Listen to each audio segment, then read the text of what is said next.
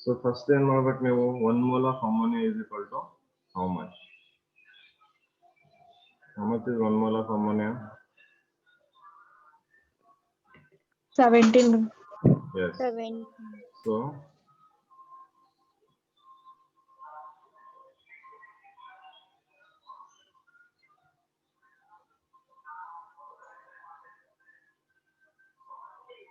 one mole of ammonia is equal to 17 gram of NH3. ಅಲ್ವಾ? Yes, sir. So ಇದರಲ್ಲಿ ಎಷ್ಟು number of ammonia molecules ಇದೆ? It will have around 6.02 into 10 power of 23 molecules of Ammonia. yes, that is NH3. Okay. So the total number of protons ಗೊತ್ತಾಗಬೇಕು ಮತ್ತೆ total number of mass of proton in 34 mg of ammonia. 34 mg of ammonia. Okay. So ಈಗ ಇಲ್ಲಿ ನಮಗೆ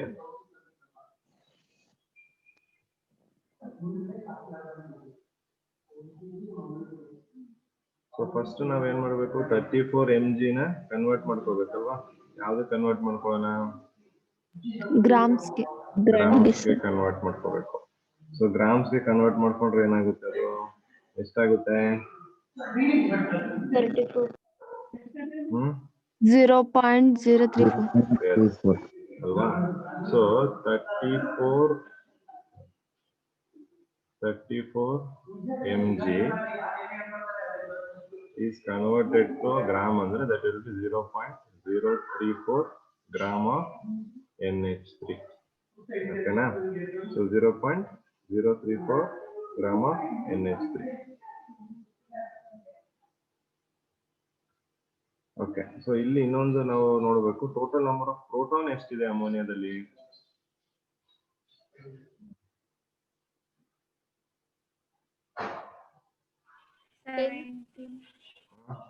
ಅದು 17 gram mass ಅದು proton ಎಷ್ಟು 10.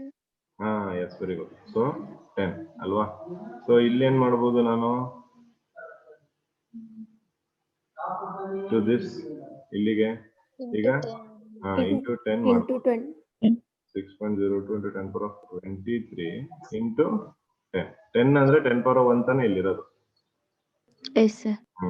So ಏನಾಗುತ್ತೆ 6.022 into 10 to the power of 24 ಬರೀಬಹುದು 24. S ಇದು 24 ಆಗುತ್ತೆ ಅವಾಗ ಓಕೆ ಸೊ ಏನ್ 10 ಬರ್ದಿದ್ದೀನಿ ಅದು number of protons okay nitrogen ಅಲ್ಲಿ 7 ಇರುತ್ತೆ ಹೈಡ್ರೋಜನ್ ಅಲ್ಲಿ 1 ಇರುತ್ತೆ 3 ಹೈಡ್ರೋಜನ್ ಇರೋದ್ರಿಂದ 3 ಬರುತ್ತೆ so 7 plus 3 that will be equal to 10. Okay. So number of protons in ammonia ಎಷ್ಟಾಯ್ತು ಅಮೋನಿಯಾ ಮಾಲಿಕ್ಯೂಲ್ ಎಷ್ಟಾಯ್ತು ಅಲ್ಲಿಗೆ 6.022 into 10 power of 24 ಆಯ್ತು ಗೊತ್ತಾಯ್ತಾ ಕ್ಲಿಯರ್ ಆಗಿದೆ ಹಾ ಹೇಳಿ ಗೊತ್ತಾಯ್ತಾ ಗೊತ್ತಾಗಿಲ್ವಾ ಇದು ಗೊತ್ತಾಯ್ತು. ಗೊತ್ತಾಯ್ತು. ಓಕೆ ಓಕೆ ಓಕೆ ಸೊ ಇದು ನಂಬರ್ ಆಫ್ ಪ್ರೋಟಾನ್ಸ್ ನಮ್ಗೆ ಸಿಕ್ಕಿರೋದಿಲ್ಲ 6.022 into 10 to the power of 24 is the number of protons we have. Therefore 34 mg ಅಂದ್ರೆ ಅದನ್ನ ಅಮೋನಿಯಾ ಗ್ರಾಮ್ ಕನ್ವರ್ಟ್ ಮಾಡಿದ್ರೆ it will be 0.034 gram of NH3. Okay so ಇಲ್ಲಿ ನೋಡ್ಕೊಳ್ಳಿ 17 gram of NH3 ಅಲ್ಲಿ ಎಷ್ಟು protons ಇದೆ this much of protons ಇದೆ 6.2. ಅಲ್ವಾ ಸೊ 17 ಗ್ರಾಮ್ ಆಫ್ ಅಮೋನಿಯಾದಲ್ಲಿ ಇಷ್ಟು ಪ್ರೋಟಾನ್ ಆದ್ರೆ ಇಷ್ಟು ಗ್ರಾಮ್ ಅಲ್ಲಿ ಎಷ್ಟು proton right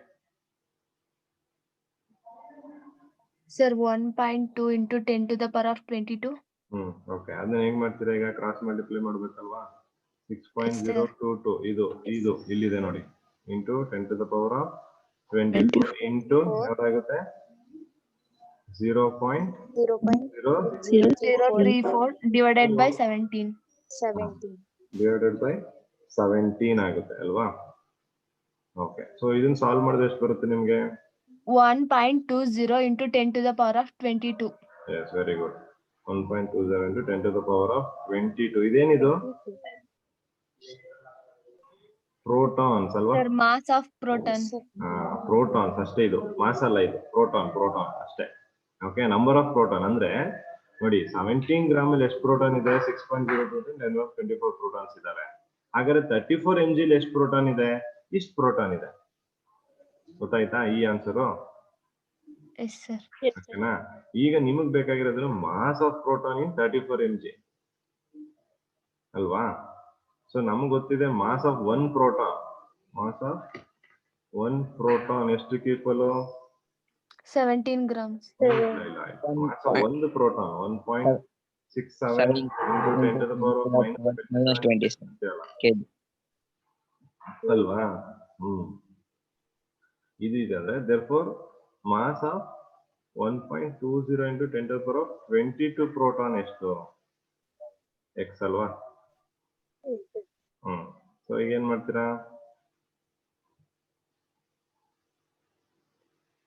67 into 10 to the power of minus 27 into ಇದು ಮಲ್ಟಿಪ್ಲೈ ಆಗುತ್ತೆ ನೋಡಿ, ಕ್ರಾಸ್ ಮಲ್ಟಿಪ್ಲಿಕೇಶನ್ ಅಲ್ವಾ?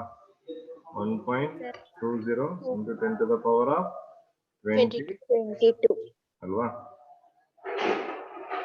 ಸೊ ಎಷ್ಟು ಬರುತ್ತೆ ಅವಾಗ? 2.10 2.004. 10 to the power minus 01.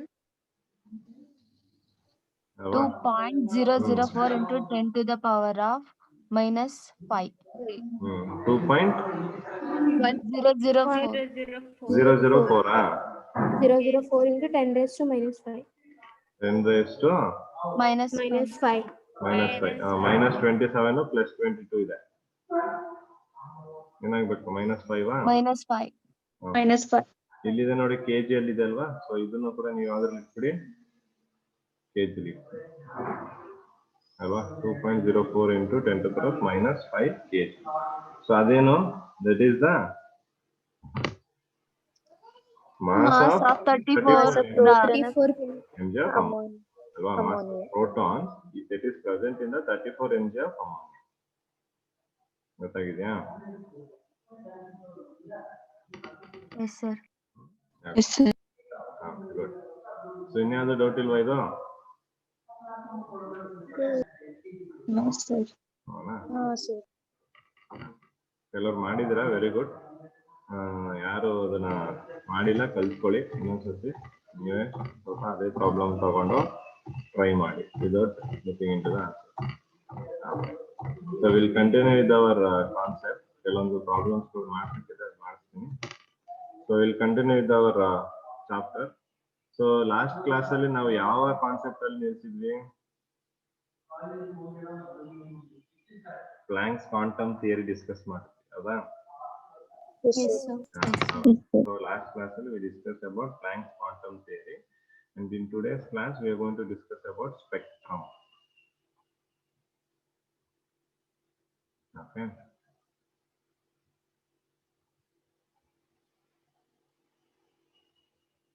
So spectrum ಅಂದ್ರೆ ಗೊತ್ತಿದೆಯಾ?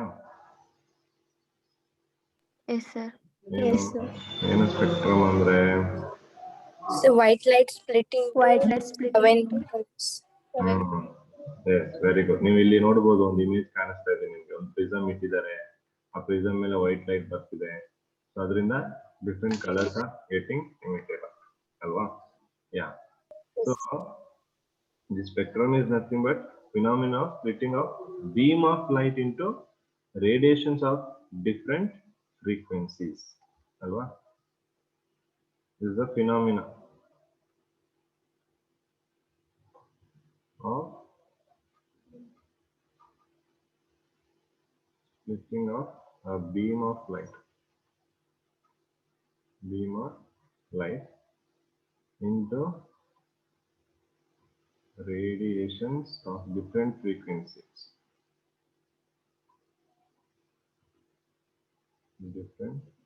frequencies. Okay. So by passing through a prism is called dispersion. And dispersion is the namagen pattern bartide nodi, pattern of radiation. This is the one. This is the pattern of radiation. The pattern of radiation obtained after dispersion is called spectrum. ಗೊತ್ತಾಗ್ತಿದ್ಯಾ? Yes, sir. Okay.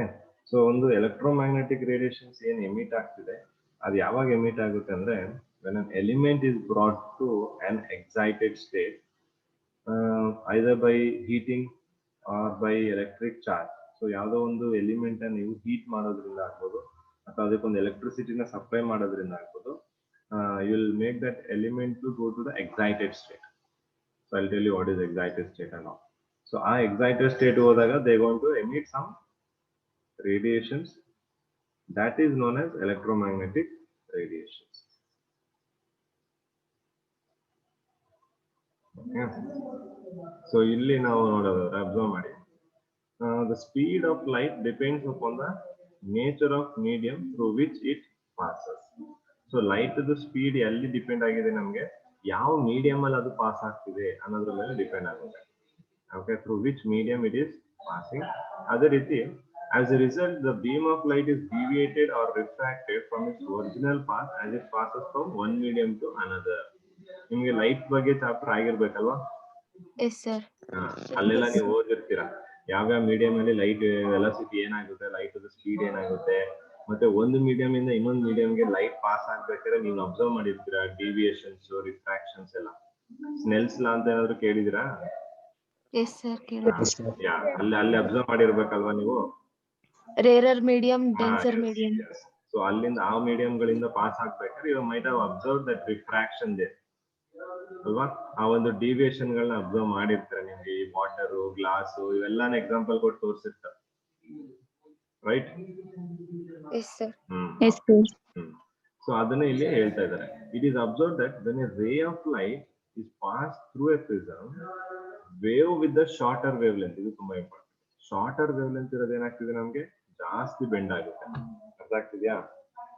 ನೋಡಿ ಇಲ್ಲಿ ನಿಮ್ಗೆ you can see in figure, ಇಲ್ಲಿ straight line ತರ ಬರ್ತಾ ಇಲ್ಲ ಇಲ್ಲಿ ಅಲ್ವಾ. ಇಲ್ಲಿಂದ ಆಚೆ ಬರ್ಬೇಕಾದ್ರೆ ಸ್ವಲ್ಪ ಬೆಂಡ್ ಆಗಿದೆ, ನಿಮ್ಗೆ ಕಾಣಿಸ್ತಿದ್ಯಾ? Yes, sir. ಅಲ್ವಾ, ಸ್ವಲ್ಪ ಬೆಂಡ್ ಆಗಿರೋದು ನೀವು ಅಬ್ಸರ್ವ್ ಮಾಡಬಹುದು ಇಲ್ಲೆಲ್ಲ. ಸೊ ಇದೇನಾಗ್ತಿದೆ, this is because of shorter wave length ಏನಾಗುತ್ತೆ ನಮ್ಗೆ ಬೆಂಡ್ ಆಗುತ್ತೆ. ಯಾವ್ದು ಏನಾಗುತ್ತೆ ಜಾಸ್ತಿ ಬೆಂಡ್ ಆಗುತ್ತೆ. Okay, it bends more shorter wave length. Longer wavelength ಏನಾಗುತ್ತೆ, ಈ ಶಾರ್ಟರ್ ವೇವ್ ಲೆಂತ್ ಅಷ್ಟು ಬೆಂಡ್ ಆಗದೇ ಇಲ್ಲ ಬೆಂಡ್ ಆಗದೇ ಇಲ್ಲ ಅಂತ ಇಲ್ಲ. They are compared to shorter wave length they going to have a less bend.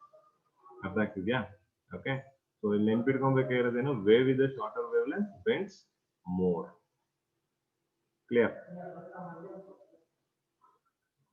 And since ordinary white light consists of waves with all wavelengths, ordinary white light ಅಲ್ಲಿ ಎಲ್ಲಾ different wavelengths ಇರೋದ್ರಿಂದ in the visible range a ray of white light is spread out into series of colors bands called spectrum. ಅದನ್ನ ಹೇಳಿರೋದು. ಈ ಒಂದು ನೀವೇನಿಲ್ಲ observe ಮಾಡ್ತೀರಾ, this band itself spectrum. ಆ ಒಂದು ಕಲರ್ಡ್ ಬ್ಯಾಂಡ್ ಕಾಣಿಸುತ್ತಲ್ಲ, ಆ ಕಲರ್ಡ್ ಬ್ಯಾಂಡ್ ಅನ್ನು ನಾವೆಂತ ಕರಿತೀವಿ ಇಲ್ಲಿ, ಸ್ಪೆಕ್ಟ್ರಮ್ ಅಂತ ಕರಿತೀವಿ. ಓಕೆ ಸರ್, ಯಾವ್ದು ಇದರಲ್ಲಿ ಶಾರ್ಟರ್ ವೇವ್ ಲೆಂತ್? ಹೇಳ್ತೀನಿ. Blue.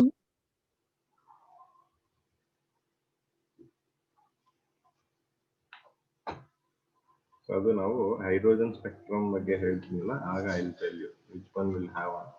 So shorter wave length ನಾವು ಈಗ ಆಲ್ರೆಡಿ ವಿಬ್ಗೈರ್ ಅಲ್ಲೇ ನೋಡಿದೀವಲ್ವಾ. Yes. ವಿಸಿಬಲ್ ರೀಜನ್ ಅಲ್ಲಿ ನಮ್ಗೆ ವಿಸಿಬಲ್ ರೀಜನ್ ಬಂದಾಗ ವಿಸಿಬಲ್ ರೀಜನ್ ಅಲ್ಲಿ ವಿಬ್ಗೈರ್ ಇದೆ, ರೈಟ್? ಅವಾಗ ನಾನು ಏನ್ ಹೇಳಿದೆ, ಇದು ಯಾವ ರೀತಿಯಲ್ಲಿ ಅರೇಂಜ್ ಆಗಿರುತ್ತದೆ, ಇನ್ಕ್ರೀಸಿಂಗ್ ವೇವ್ ಲೆಂತ್ ಅಲ್ಲಿ ಅರೇಂಜ್ ಆಗಿರುತ್ತಲ್ವಾ? Sir.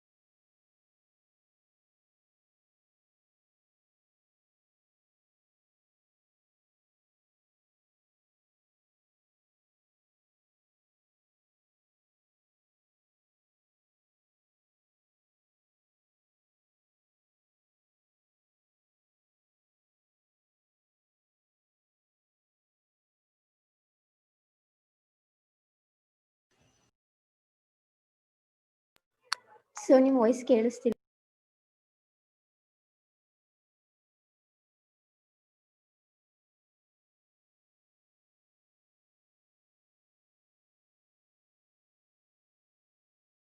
Okay, so ಇಲ್ಲಿ you can observe that wavelength I have written in terms of Armstrong. Armstrong unit ಅಲ್ಲಿ wavelength ಬರ್ದಿದ್ದೀನಿ. So ಇಲ್ಲಿ ನೋಡಿ violet ಮತ್ತೆ red ಕಂಪೇರ್ ಮಾಡಿದಾಗ red has more wavelength ಅಲ್ವಾ? Increasing wavelength. So ಇದು shorter wavelength. Shorter wavelength ಯಾವುದು violet, indigo, blue ಎಲ್ಲ ಹೋಗ್ತಾ increase ಆಗುತ್ತೆ. So ತುಂಬಾ shorter ಯಾವ್ದು ಇರೋದಿಲ್ಲ ನಮಗೆ violet. Violet. ಜಾಸ್ತಿ ಬೆಂಡ್ ಆಗೋದು ಯಾವ್ದು ನಮಗೆ Red. Okay, shorter wavelength will bend more. So violet ಏನಾಗುತ್ತೆ ನಮಗೆ will show more bend. ಅಲ್ವಾ?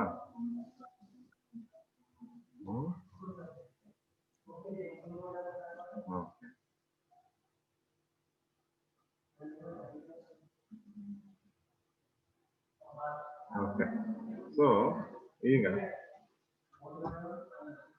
ಅಟಾಮಿಕ್ ಸ್ಪೆಕ್ಟ್ರಾ ಅಂತ ಇದೆ. ಈಗ ನಾವು ಓದಿದ ಸ್ಪೆಕ್ಟ್ರಮ್ ಯಾವುದು? ಒಂದು ಲೈಟ್ ನ ಯಾವ್ದು ಪಾಸ್ ಮಾಡ್ತಾ ಇದ್ರೆ ನೀವು ಪ್ರಿಸಮ್ ಅಲ್ಲಿ ಪಾಸ್ ಮಾಡ್ತಾ ಇದ್ರಿ ಅಲ್ವಾ? ಇವಾಗ ಏನ್ ಮಾಡ್ತಿದ್ವಿ ನಾವು ಅಟಾಮಿಕ್ ಸ್ಪೆಕ್ಟ್ರಾ. ಸೊ ಆಟಮ್ಸ್ ಬಗ್ಗೆ ಇವಾಗ ನಾವು ಡಿಸ್ಕಸ್ ಮಾಡ್ತೀವಿ. ಮೇಜರ್ ಆಗಿ ನಾವು ಬೇಕಾಗಿರೋದೇ ಅದು.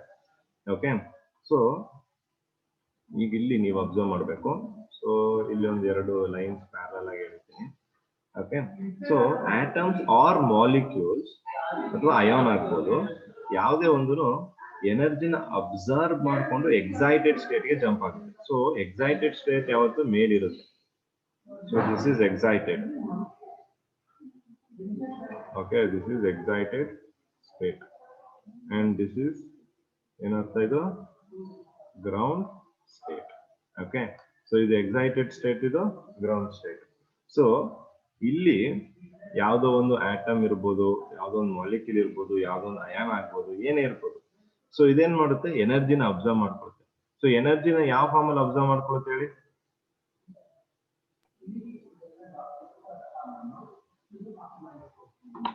ಸರ್ ಯಾವ ಎನರ್ಜಿ? ಅದೇ ಇಲ್ಲಿ ಎನರ್ಜಿನ ಅಬ್ಸರ್ವ್ ಮಾಡ್ಕೊಳ್ತಿದೆ. ನಾನು ಇದು ಎನರ್ಜಿ ಬಗ್ಗೆ ಹೇಳಿದೆ, ಯಾವ ಎನರ್ಜಿ ಅಂತ?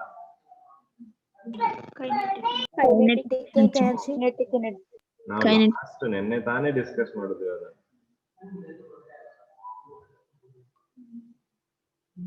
ನೆನ್ನೆ ಒಂದು ಥಿಯರಿಲಿ ಹೇಳಿದೆ ನಾನು ನಿಮ್ಗೆ.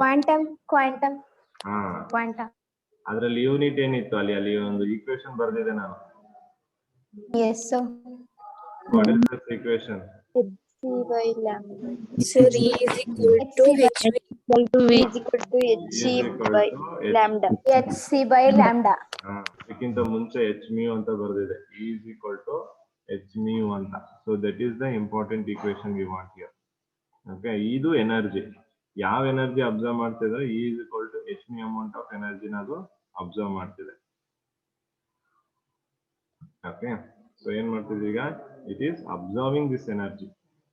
ಓಕೆ, ಈಗ ಎನರ್ಜಿ ಸಿಕ್ತಾಗ ಏನಾಗುತ್ತೆ? ಅದು it jumps to the excited state. ಇಂದ ಎನರ್ಜಿ ತಗೊಂಡು ಏನಾಯ್ತು? ಈಗ ಎಕ್ಸೈಟೆಡ್ ಸ್ಟೇಟ್ ಬಂದು ಕೂತ್ಕೊಂಡಿದ್ದಾರೆ. Okay, it is in the excited state. So ಈ ಎಕ್ಸೈಟೆಡ್ ಸ್ಟೇಟ್ ಅಲ್ಲಿ ಅದು ತುಂಬಾ ಹೊತ್ತು ಇರಕ್ಕಾಗಲ್ಲ, because it is unstable here, right? So that is going to be in the unstable form. So ಅದಕ್ಕೆ ಏನ್ ಮಾಡುತ್ತೆ? ಅದು ಸ್ಟೇಬಲ್ ಆಗ್ಬೇಕಂದ್ರೆ ಏನ್ ಮಾಡ್ಬೇಕೀಗ? ಅದು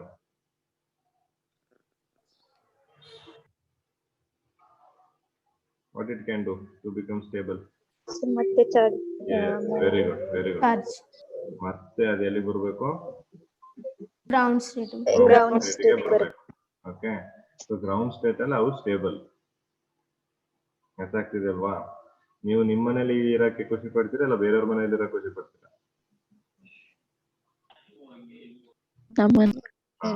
ಹಂಗೆ ಅಲ್ವಾ? ಈ ಗ್ರೌಂಡ್ ಸ್ಟೇಟ್ ನಿಮ್ಮ ಮನೆ ಆದ್ರೆ ಎಕ್ಸೈಟೆಡ್ ಸ್ಟೇಟ್ ಬೇರೆಯವ್ರ ಮನೆ. ಎಷ್ಟೇ ದಿನ ಅಲ್ಲಿ ಹೋದ್ರು ನೀವು ತುಂಬಾ ದಿನ ಅಲ್ಲಿ ಇರಕ್ಕಾಗಲ್ಲ ಸ್ಟೇಬಲ್ ಆಗಿ. ಮತ್ತೆ then again you have to come back to your original place. So similarly here also, when an atom or molecule or ion gains or absorbs an energy of E is equal to h mu, it gets excited and jumps to the excited state. ಅಲ್ವಾ? Excited state. So excited state ಅಲ್ಲಿ ತುಂಬಾ ಹೊತ್ತು ಇರಕ್ಕಾಗಲ್ಲ, unstable ಅದು. So ಅದಕ್ಕೆ ಏನ್ ಮಾಡುತ್ತೆ? ಅದು ground state ಬರುತ್ತೆ. ಈ ಗ್ರೌಂಡ್ ಸ್ಟೇಟ್ ಬರ್ಬೇಕಾದ್ರೆ ಎನರ್ಜಿ ಅಬ್ಸರ್ವ್ ಆಗಿತ್ತು, ಅದನ್ನ ಏನ್ ಮಾಡ್ಬೇಕು, ಅದು ಎಮಿಟ್ ಮಾಡ್ಬೇಕಲ್ವಾ? Yes, sir. It emits again in the form of H ಮ್ಯೂನೆ. ಅರ್ಥ ಆಗ್ತಿದ್ಯಾ? ಓಕೆ, ಸೊ ಎಷ್ಟು ಎನರ್ಜಿ ಅಬ್ಸರ್ವ್ ಮಾಡ್ಕೊಂಡು ಎಕ್ಸೈಟ್ ಆಗಿತ್ತು ಅಷ್ಟೇ ಎನರ್ಜಿನ ಬಿಟ್ಬಿಟ್ಟು ಆಚೆಗೆ ಎಮಿಟ್ ಮಾಡಿ ಅದೇನಾಗ್ಬೇಕು, ಗ್ರೌಂಡ್ ಸ್ಟೇಟ್ಗೆ ಬಂದು ಕೂತ್ಕೋಬೇಕು. ಅರ್ಥ ಆಗ್ತಿದ್ಯಾ ನಾನು ಹೇಳ್ತಾ ಇರೋದು? Yes sir. Yes, sir. So ಗೊತ್ತಾಗ್ಲಿಲ್ಲ ಅಂದ್ರೆ ಪುನಃ ಕೇಳ್ಕೊಳ್ಳಿ. So the unstable state in the it is returning to the original state. Original state is ground state by emitting energy in the form of heat or light. ನೋಡಿ ಇದು important. ಯಾವ form ಅಲ್ಲಿ ಅದು energy emit ಮಾಡ್ತಿದೆ? In the form of heat ಅಥವಾ light. Observe ಮಾಡ್ಕೋಬೇಕಾದ್ರೆ ಹೀಟಾ ಲೈಟಾ ಹೇಳಿಲ್ಲ ಅವರು, ಎಮಿಟ್ ಮಾಡ್ಬೇಕಾದ್ರೆ ಅವ್ರು ಹೇಳ್ತಿದ್ದಾರೆ. ಯಾಕಂದ್ರೆ ಅಬ್ಸಾರ್ಪ್ಷನ್ ಗೊತ್ತಾಗಲ್ಲ ನಮ್ಗೆ, ಅಬ್ಸಾರ್ಪ್ಷನ್ ಕಾಣಿಸಲ್ಲ ನಮ್ಗೆ ಕಾಣಿಸ್ತಾ ಇರೋದು ಯಾವ್ದು? ಎಮಿಟ್ ಮಾಡುವಂತದ್ದು. ಓಕೆ, ಸೊ ಇಲ್ಲಿ ಏನ್ ರೇಡಿಯೇಷನ್ ಅಥವಾ ಏನ್ ಎನರ್ಜಿ ಎಮಿಟ್ ಮಾಡುತ್ತೆ is equal to H mu again. So that is in the form of heat and light ಅಥವಾ ಸರ್ ಎಕ್ಸೋಥರ್ಮಿಕ್. ಅದು ಹೀಟ್, ಅದು ಎಕ್ಸೋಥರ್ಮಿಕ್. ಸೊ ಇಲ್ಲಿ ಲೈಟ್ ಏನ್ ಬರುತ್ತೆ ಅದನ್ನ ಅವನು ಕರೆದಿದ್ದು ಫೋಟಾನ್ ಅಂತ, ಅದನ್ನೇ ಅವ್ನು ಕರೆದಿದ್ದು ಕ್ವಾಂಟಮ್ ಅಂತ. ಫೋಟಾನ್ ಯಾರು ಕರೆದಿದ್ದು? Einstein. ಸೊ ಇದು ಏನ್ ಬರ್ತಿದೆ ಅದನ್ನೇ. ಸೊ ಈ ಲೈಟ್ ನೀವು ಅಬ್ಸರ್ವ್ ಮಾಡ್ತಿರಲ್ಲ ಅದನ್ನೇ ನಿಮ್ಗೆ ಸ್ಪೆಕ್ಟ್ರಮ್ ಅಂತ ಹೇಳ್ತಾರೆ. ಗೊತ್ತಾಗ್ತಿದ್ಯಾ? ಇದು ಯಾರ್ ಕಲರ್ ಗಳನ್ನ ಅಬ್ಸರ್ವ್ ಮಾಡ್ತಿರಲ್ವ ನೀವು, ಅದನ್ನೇ ಅವರು ಸ್ಪೆಕ್ಟ್ರಮ್ ಅಂತ ಕರಿತಿರೋದು. ಈ ಯಾವ್ದ್ರಿಂದ ಬಂದಿದೆ ಸ್ಪೆಕ್ಟ್ರಮ್ ನಿಮ್ಗೆ? ನೋಡಿ, ಆಟಮ್ ಇಂದ ತಾನೆ. ಅದಕ್ಕೆ ಅದೇನಿದು ಅಟಾಮಿಕ್ spectrum. ಓಕೆ, ಸೊ ನೆನ್ಪಿಟ್ಕೊಬೇಕು, ಗ್ರೌಂಡ್ ಸ್ಟೇಟ್ ಇಂದ ಎಕ್ಸೈಟೆಡ್ ಸ್ಟೇಟ್ ಹೋಗ್ಬೇಕಾದ್ರೆ ಎನರ್ಜಿ ಏನಾಗುತ್ತೆ? ಅಬ್ಸರ್ವ್ ಮಾಡ್ಕೊಳ್ಳುತ್ತೆ. ಮಾಡ್ಕೊಳುತ್ತೆ. ಎಕ್ಸೈಟೆಡ್ ಸ್ಟೇಟ್ ಇಂದ ಗ್ರೌಂಡ್ ಸ್ಟೇಟ್ ಬರ್ಬೇಕಾದ್ರೆ ಎನರ್ಜಿ ಓಕೆ. ಸೊ ಆವಾಗ the spectrum of radiation emitted by a substance that has observed energy is called emission spectrum. Okay, so ಏನು ಒಂದು ಎನರ್ಜಿನ ಅಬ್ಸರ್ವ್ ಮಾಡ್ಕೊಂಡಿತ್ತು ಇದು, ಆ ಎನರ್ಜಿನ ಎಮಿಟ್ ಮಾಡ್ತಲ್ವಾ, ಆ ಎಮಿಟ್ ಮಾಡಿರೋದನ್ನ ನಾವೆಂತ ಕರಿತಿದೀವಿ? Emission spectrum. ಅಷ್ಟೇ, ಎಮಿಷನ್ ಸ್ಪೆಕ್ಟ್ರಮ್ ಅಂದ್ರೆ ಬೇರೆ ಏನು ಇಲ್ಲ. Spectrum Observe the energy. ಎನರ್ಜಿನ ಅಬ್ಸರ್ವ್ ಮಾಡ್ಕೊಂಡು ಅದು ಆಮೇಲೆ ಎಮಿಟ್ ಮಾಡುತ್ತೆ ನೋಡಿ, ಅದನ್ನ ನಾವು ಎಮಿಷನ್ ಸ್ಪೆಕ್ಟ್ರಮ್ ಅಂತ ಕರಿತೀವಿ. ಓಕೆ, ಸೊ ಇಲ್ಲಿ ಅದಕ್ಕೆ ಕರೆಕ್ಟ್ ಆಗಿ ನಾವು ಡೆಫಿನೇಷನ್ ಹೇಳೋದಾದ್ರೆ, arrangement of radiations emitted in the increasing order of wave length or decreasing frequencies is called emission spectrum of the element. ಅದನ್ನೇ ನಾವೇನಂತ ಕರಿತೀವಿ? ಅಟಾಮಿಕ್ ಸ್ಪೆಕ್ಟ್ರಮ್ ಅಂತಾನು ಕರಿತೀವಿ. ಎಮಿಷನ್ ಸ್ಪೆಕ್ಟ್ರಮ್ ಅಂದ್ರೆ ಒಂದೇ, ಇನ್ನೊಂದೇ ಅದು ಅಟಾಮಿಕ್ ಸ್ಪೆಕ್ಟ್ರಮ್ ಒಂದೇ. ಓಕೆ, ಸೊ ಇಲ್ಲೂ ಕೂಡ ಏನೊಂದು ಫ್ರೀಕ್ವೆನ್ಸಿ ಅಥವಾ ರೇಡಿಯೇಷನ್ ಏನೊಂದು ರೇಡಿಯೇಷನ್ ಎಮಿಟ್ ಆಗುತ್ತೆ ಅದನ್ನ ಕೂಡ ಇಲ್ಲೂ ಕೂಡ ಏನ್ ಮಾಡ್ತಿದ್ರೆ increasing order of wave length ಅಲ್ಲಿ ಅರೇಂಜ್ ಮಾಡ್ತಾರೆ. ಓಕೆನಾ? So increasing order wave length ಅಲ್ಲಿ ಅರೇಂಜ್ ಮಾಡಿದಾಗ ಅದನ್ನ ಅವ್ರು ಏನಂತ ಕರೆದ್ರು? Emission spectrum. That is known as emission spectrum. ಗೊತ್ತಾಗಿದೆ ಇದು? Yes. So the instrument used to obtain a spectrum ನ obtain ಮಾಡ್ಕೊಳ್ಳೋದಕ್ಕೆ ಒಂದು ಇನ್ಸ್ಟ್ರೂಮೆಂಟ್ ಯೂಸ್ ಮಾಡ್ತಾರೆ. ಆ ಇನ್ಸ್ಟ್ರೂಮೆಂಟ್ ನ ಅವರು ಸ್ಪೆಕ್ಟ್ರೋಸ್ಕೋಪ್ ಅಥವಾ ಸ್ಪೆಕ್ಟ್ರೋಗ್ರಾಫ್ ಅಂತ ಕರೀತಾರೆ. Instrument spectroscope spectrograph. ಸೊ ಇದು ಇನ್ಸ್ಟ್ರೂಮೆಂಟ್ ಏನಕ್ಕೆ ಯೂಸ್ ಮಾಡ್ತಾರೆ? To obtain a spectrum. Spectrum ನ ಒಬ್ಟೈನ್ ಮಾಡಕ್ಕೆ, ಸ್ಪೆಕ್ಟ್ರಮ್ ನೋಡಕ್ಕೆ, ಸ್ಪೆಕ್ಟ್ರಮ್ ಸಿಗೋದಕ್ಕೆ ನಮ್ಗೆ ಯಾವ್ದೊಂದು ಇನ್ಸ್ಟ್ರೂಮೆಂಟ್ ಯಾವ್ದು ಯೂಸ್ ಮಾಡ್ತೀವಿ ಅಂದ್ರೆ ಸ್ಪೆಕ್ಟ್ರೋಸ್ಕೋಪ್ ಅಥವಾ ಸ್ಪೆಕ್ಟ್ರೋಸ್ಕೋಪ್ ಅಲ್ವಾ? ಈಗ ಅನ್ನ ಮಾಡಕ್ಕೆ ಯಾವ ಇನ್ಸ್ಟ್ರೂಮೆಂಟ್ ಯೂಸ್ ಮಾಡ್ತೀರಾ ಅಂದ್ರೆ ಕುಕ್ಕರ್ ಅಂತ ಹೇಳ್ತೀವಿ. ಅದೇ ಸ್ಪೆಕ್ಟ್ರೋಸ್ಕೋಪ್ ಅಥವಾ spectrograph. ಗೊತ್ತಾಗಿದೆಯಾ? Okay,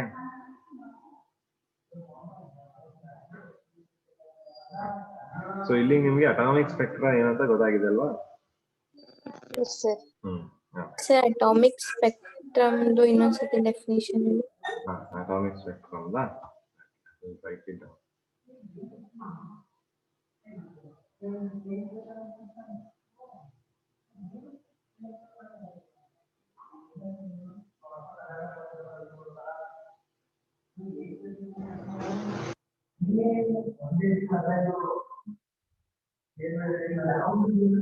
The arrangement of radiations emitted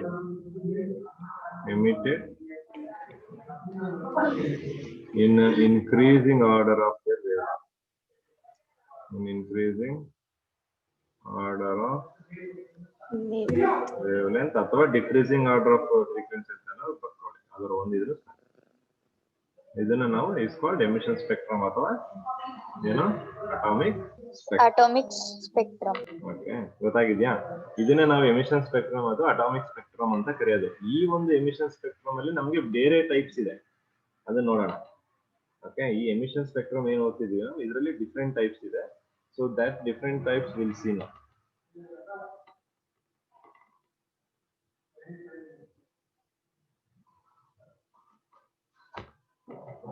okay, so ಇಲ್ಲಿ ನೋಡಬಹುದು ನಾವು ಸ್ಪೆಕ್ಟ್ರಮ್ ಡೆಫಿನೇಷನ್ ನೋಡೋದಾದ್ರೆ ಇಲ್ಲಿ spectrum is the impression produced on a photographic film when the radiation of particular wavelength or analyzed through a prism or diffraction grating. Diffraction grating ಕೂಡ ಒಂದು ರೀತಿ ಆ prism ತರಾನೇ, but there is a different device. ಒಂದು glass plate ಮೇಲೆ there will be a fine lines, ಈ ತರ lines ಇರ್ತಾರೆ. ಆ ಲೈನ್ಸ್ ಮುಖಾಂತರ ಲೈಟ್ ಪಾಸ್ ಆದಾಗ ಡಿಫ್ರೆಂಟ್ ಕಲರ್ಸ್ ಗಳು ಬರೋ ಚಾನ್ಸಸ್ ಇರುತ್ತೆ. ಸೊ ಆ ಡಿಫ್ರಾಕ್ಷನ್ ಗ್ರೇಟಿಂಗ್ ಬಗ್ಗೆ you will study in physics. Okay, so ಇದೊಂದು spectrum. So that is study of emission or absorption spectrum. ನೋಡಿ ಇಲ್ಲಿ ಎರಡು ಬಂತು ನಿಮ್ಗೆ. ಒಂದು ಎಮಿಷನ್ ನಿಮ್ಗೆ ಗೊತ್ತಾಗಿದೆ ಅಲ್ವಾ? ಇನ್ನೊಂದು ಯಾವ್ದಿದೆ? ಅಬ್ಸಾರ್ಪ್ಷನ್ ಸ್ಪೆಕ್ಟ್ರಮ್ ಏನು ಅಂತ ಆಮೇಲೆ ತಿಳ್ಕೊಳ್ಳೋಣ. ಈಗ ಆಲ್ರೆಡಿ ನಮ್ಗೆ ಎಮಿಷನ್ ಗೊತ್ತಾಗ್ಬಿಟ್ಟಿದೆ, ಹೌದಲ್ವಾ? ಓಕೆ, ಸೊ ಇಲ್ಲಿ ನೋಡ್ಬೋದು ನೀವು ಎಮಿಷನ್ ಸ್ಪೆಕ್ಟ್ರಮ್ ಅಂದ್ರೆ ಏನ್ ಹೇಳಿದ್ದಾರೆ. So spectrum produce by emitted radiations ಅಲ್ವಾ? Spectrum produced by emitted radiations is known as what? Emission spectrum. Right.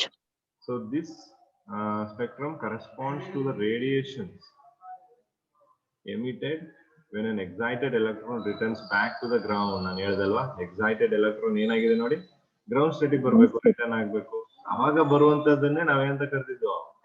Emission spectrum. Okay, clear ಆಗಿದೆಯಾ? ಗೊತ್ತಾಯ್ತಾ ಈಗ ಇಷ್ಟು ನಿಮ್ಗೆ? Yes, sir.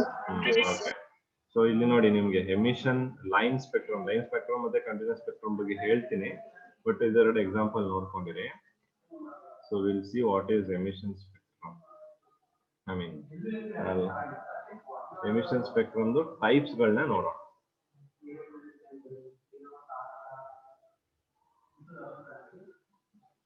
Okay, so types of emission spectrum.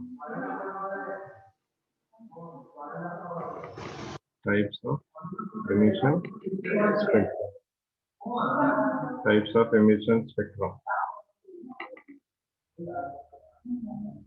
So ಇಲ್ಲಿ ಈ emission spectrum ಏನಿದೆ, okay, this emission spectrum consists, ನಾನು ಹೇಳಿದೆ ಡಿಸ್ಕ್ರೀಟ್ ಅಂತ ಹೇಳಿದೆ ನಿಮಗೆ, ಗೊತ್ತಿದೆಯಾ?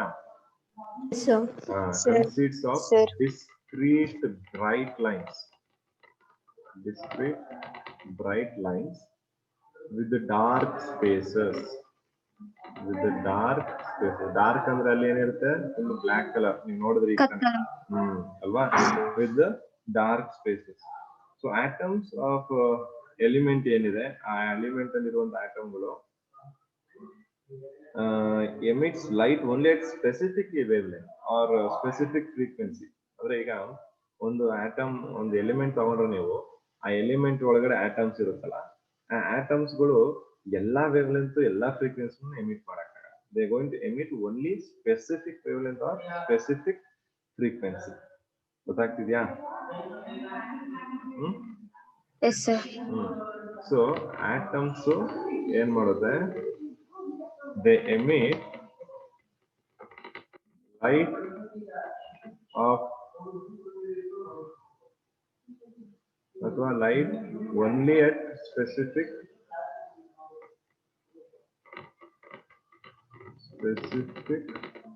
only at specific wavelength or frequency. Specific wavelength or frequency. So atoms which emit light only at specific wavelength or frequency. Exactly, yeah.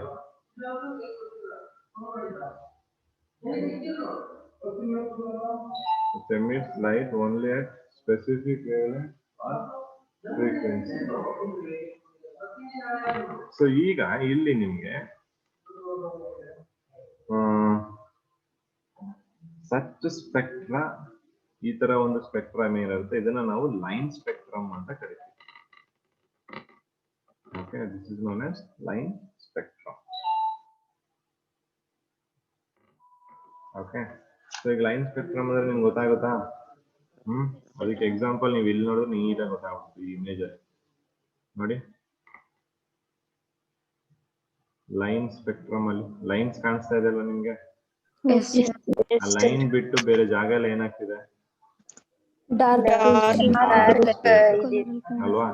So ಆ line ಬಿಟ್ಟು ಬೇರೆಲ್ಲ ಏನಿದೆ ಡಾರ್ಕ್ ಸ್ಪೇಸ್. ಅಂದ್ರೆ ಈ ಆಟಮ್ ಇದೆ ಅನ್ಕೊಳ್ಳಿ, ಈ ಆಟಮ್ ಎಮಿಟ್ ಮಾಡ್ತಿರೋ ವೇವ್ ಲೆಂತ್ ಇದೆಯಲ್ವಾ, ಈ ವೇವ್ ಲೆಂತ್ ಇಲ್ಲಿರೋ ಕಲರ್ಗಳು ಮಾತ್ರ. ನೋಡಿ, ವಿಬ್ ಗಯಾರ್ ಇತ್ತು, ಅಷ್ಟು ಕಲರ್ ಎಮಿಟ್ ಮಾಡ್ತಿಲ್ಲ ಇಲ್ಲಿ. ಅರ್ಥ ಆಗ್ತಿದ್ಯಾ? Specific wavelength ಮಾತ್ರ. ಹಾ, ಅಷ್ಟು ಲೆಂತ್ ಅಷ್ಟು ಇರೋಂತ ಅಷ್ಟು ಇದು ಎಮಿಟ್ ಮಾಡ್ತಾನೆ ಇಲ್ಲ. ಇದಕ್ಕೆ ಎಷ್ಟಿದೆ ಅಷ್ಟು ಮಾತ್ರ, ಇದು ವೇವ್ ಲೆಂತ್ ಎಷ್ಟಿದೆ ಅಷ್ಟು ಮಾತ್ರ ಎಮಿಟ್ ಮಾಡಕ್ಕಾಗದು. ಇನ್ನು ಉಳಿದ ಜಾಗ ಎಲ್ಲ ಏನಾಗ್ಬಿಡ್ತದೆ ನಮ್ಗೆ? Dark space. ಓಕೆ, ಆ ಡಾರ್ಕ್ ಸ್ಪೇಸ್ ಏನಕ್ಕೆ ಬರ್ತಿದೆ ಅಂದ್ರೆ there is no emission in that region. ಅರ್ಥ ಆಗ್ತಿದ್ಯಾ? ಓಕೆ, ಇಲ್ಲಿ ಮಾತ್ರ ಲೈಟ್ ಬರ್ತಿದೆ, ಇಲ್ಲಿ ಎಮಿಷನ್ ಆಗ್ತಿದೆ, ಇಲ್ಲಿ ಎಮಿಷನ್ ಆಗ್ತಿದೆ, ಇಲ್ಲಿ ಎಮಿಷನ್ ಆಗ್ತಿದೆ, ಈ ಕಡೆ ಇಲ್ಲಿ. ಸೊ ಇಲ್ಲೆಲ್ಲ ಏನಿದೆ, there is no emission. Okay, so ಇದೇನಕ್ಕೆ ಆಗ್ತಿದೆ ಅಂದ್ರೆ because they're emitting a specific wavelength or specific frequencies. ಗೊತ್ತಾಗ್ತಿದ್ಯಾ? ಸೊ ಅದಕ್ಕೆ ಹೇಳ್ತಾರೆ ಲೈನ್ ಸ್ಪೆಕ್ಟ್ರಮ್ ಅಲ್ಲಿ consist of sharp bright lines, number of sharp bright lines. ನೀವು ನೋಡ್ಬೋದು ಆ ಲೈಟ್ ಬ್ರೈಟ್ ಆಗಿ ಲೈನ್ಸ್ ಗಳು ಕಾಣಿಸ್ತಾ ಇದೆ ಅಲ್ವಾ, which are separated by the dark regions. ಹೌದಾ? ಆ ಬ್ರೈಟ್ ಲೈನ್ ಗಳು ಸಪರೇಟ್ ಆಗಿದೆ. ಯಾವ್ದ್ರಿಂದ ಸಪರೇಟ್ ಆಗಿದೆ? Dark dark places. ರೀಜನ್ ಗಳಿಂದ ಇದಾಗಿದೆ. ಸೊ ಈಚ್ ಲೈನ್, ಅದರಲ್ಲಿ ಒಂದೊಂದು ಲೈನ್ ಇದೆ ಅಲ್ವಾ, ಅದೇನು ಕರೆಸ್ಪಾಂಡ್ ಆಗಿದೆ ಹೇಳಿ? Wavelength. Exactly. Each line corresponds to a definite wavelength. Each line in this line spectrum corresponds to the definite wavelength of radiation emitted by the element on excitation. ಗೊತ್ತಾಗ್ತಿದ್ಯಾ? Excite ಆಗಿ ಅದು ವಾಪಸ್ ಬರುತ್ತೆ ನೋಡಿ, ಆವಾಗ ರೇಡಿಯೇಷನ್ ಎಮಿಟ್ ಮಾಡುತ್ತಲ್ವಾ, ಆ radiation emit ಮಾಡಿರೋಂಥ wavelength ಏನಾಗಿದೆ, it is in the particular region. ಆ ಒಂದು ಪರ್ಟಿಕ್ಯುಲರ್ ರೀಜನ್ ಗಳಲ್ಲೇ ಇದೆ ಅಲ್ವಾ? ಸೊ ಅದನ್ನ ಏನಂತ ಕರಿತೀವಿ ನಾವು? Line spectrum. ಲೈನ್ ಸ್ಪೆಕ್ಟ್ರಮ್ ಅಂತ ಕರಿತೀವಿ. ಹಾಗಾದ್ರೆ continuous spectrum consists all wavelength. ಅದನ್ನ ನೋಡೋಣ ನಾವೇನು, ಅಲ್ಲಿ ಏನ್ ಸ್ವಲ್ಪ ಡಿಫ್ರೆನ್ಸ್ ಇದೆ, ಅಲ್ಲಿ ಏನ್ ಡಿಫ್ರೆನ್ಸ್ ಅನ್ನೋದನ್ನ ನಾನು ನೋಡೋಣ. ಅಲ್ಲೂ ಹೇಳ್ತೀನಿ, ನೀವು ಹೇಳಿದ್ ಕರೆಕ್ಟ್, ಮಿಸ್ ಮಾಡಿರೋದು. ಬಟ್ ಆದ್ರೂ ಅಲ್ಲಿ ಎಲ್ಲಾ ಕಲರ್ ಬರುತ್ತಾ? ಬಂದ್ರೆ ಇಂಟೆನ್ಸಿಟಿ ಅನ್ನೋದು ಮ್ಯಾಟರ್ ಆಗುತ್ತೆ, ಅಲ್ಲ ಅದನ್ನ ನೋಡೋಣ.